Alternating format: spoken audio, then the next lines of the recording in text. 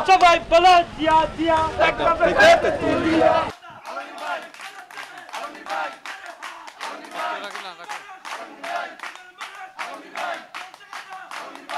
আমাদের প্রয়াত রাষ্ট্রপতি বাংলাদেশের স্বাধীনতার ঘোষক, এই দেশের স্বাধীনতার সূর্য সন্তান, যার জন্ম না হলে আজকের এই পতাকা, স্বাধীনতার পতাকা আমরা পেতাম না, একটা মানচিত্র পেতাম না।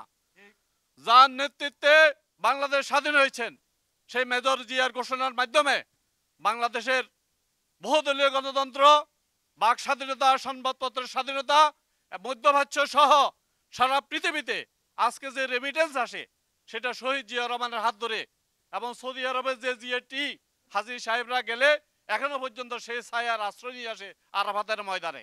আজকে এই দলের এই প্রয়াত নেতাকে আজকে স্মরণ করছি, আমাদের প্রেসিডেন্ট জিয়া রহমানকে, ওনার প্রতি সশ্রদ্ধ সালাম এবং ওনার আত্মার মাগফিরাত করছি। এই দলের মাধ্যমে এই দেশের গণতন্ত্র মুক্তি পেয়েছিল। আপনারা সেদিন জানেন, আমরা সারা জীবন গণতন্ত্রের জন্য, এদেশের অর্থনীতি মুক্তির জন্য স্বাধীনতা সংগ্রাম করেছে।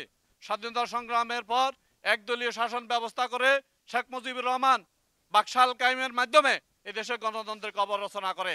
৭ নভেম্বর সিপাহী জনতা বিপ্লবের মাধ্যমে এদেশে আবার বাংলাদেশের মানুষ মুক্তির স্বাদ অর্জন করে। তার এই ধারাবাহিকতায় বিএনপি 1979 সালে এই জাতীয়তাবাদী দল গঠন করেন।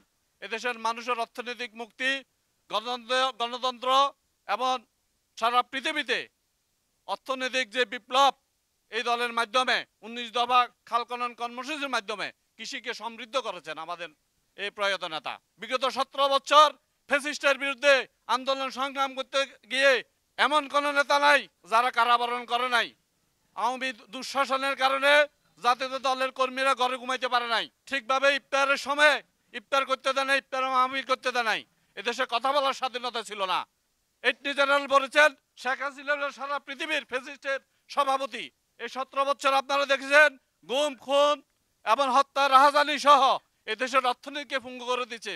আজকে আমরা ব্যাংকে গেলে ব্যাংকে টাকা নাই। 17 বছর লুট করে তারা, তাদের দোসররা এই দেশটাকে পঙ্গু বানায় ফেলছে। এত আগামী নির্বাচন পর্যন্ত আমাদের দলের সকল স্তরের নেতাকর্মীদেরকে তারেক রহমান 31 দফা একটা ইস্তেহার দিয়েছেন। সেই ইস্তেহার আমরা দলের নির্বাচন পর্যন্ত এই সংস্কার কর্মসূচির মাধ্যমে জনগণকে ঐক্যবদ্ধভাবে আগামী নির্বাচনে শান্তিপূর্ণভাবে, ডক্টর ইউনূস বলেছেন সারা পৃথিবীতে একটা নজির সৃষ্টি স্থাপন করতে চাই উনি। অবাধ যার ভোট যাকে খুশি তাকে দিবে। ইতিমধ্যে আপনারা দেখেছেন দলের নাম ভাঙিয়ে যারা চাঁদাবাজি, অবৈধ অপকর্ম করেছেন, তারেক রহমান কিন্তু কাউকে ছাড় দেন নাই। এত অপকর্ম করে এই দল থেকে ফার পাওয়ার কোনো ধরনের সুযোগ নাই, কোনো চাঁদাবাজের কোনো ঠাঁই নাই। আপনারা যারা এখানে আছেন তারা প্রকৃত বিএনপি 17 বছর ফেটে ফাতর বেঁধে আপনারা এই দলের বিরুদ্ধে আন্দোলন সংগ্রাম করেছেন, কারো কাছে হাত পাতেন নাই।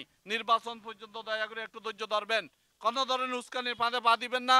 দল কোনো বিভক্তি চায় না, আমরা কারোর সাথে আমাদের কোনো বিভক্তি নাই। আমরা এই দলের আদর্শে বিশ্বাস করি, এই দলকে ভালোবাসি।